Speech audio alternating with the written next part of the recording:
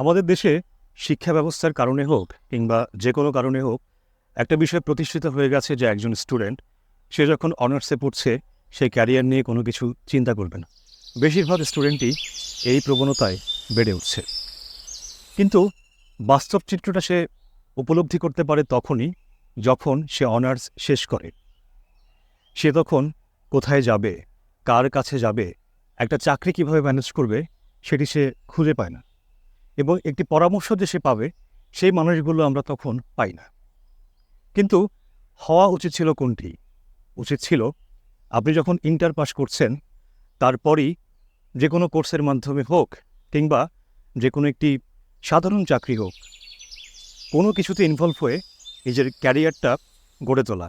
এতে যেটি হয়, আপনি অনার্স করছেন, পড়াশোনা করছেন, পাশাপাশি আপনি চাকরি করছেন। যখন আপনি এটি কন্টিনিউ করবেন, অনার্স শেষ করতে করতে আপনার ক্যারিয়ার কিন্তু একটা জায়গায় দাঁড়িয়ে যাবে। আপনি হয়তো খুব ছোট একটা জিনিস দিয়ে শুরু করেছেন, কিন্তু যখন আপনি 4 বছর কন্টিনিউ করবেন তখন কিন্তু আপনি অনেক ক্ষেত্র পেয়ে যাবেন।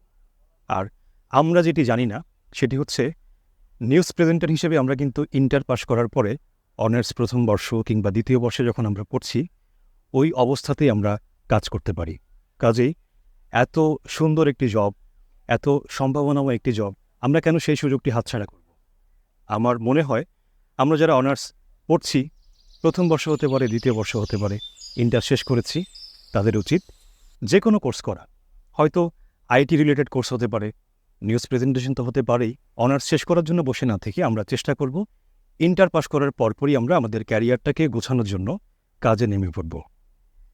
আর যারা এই ধরনের চিন্তা করছেন, যারা চান নিউজ প্রেজেন্টার হতে, তারা চলে আসুন মিডিয়া মাইন্ডস ইনস্টিটিউটে।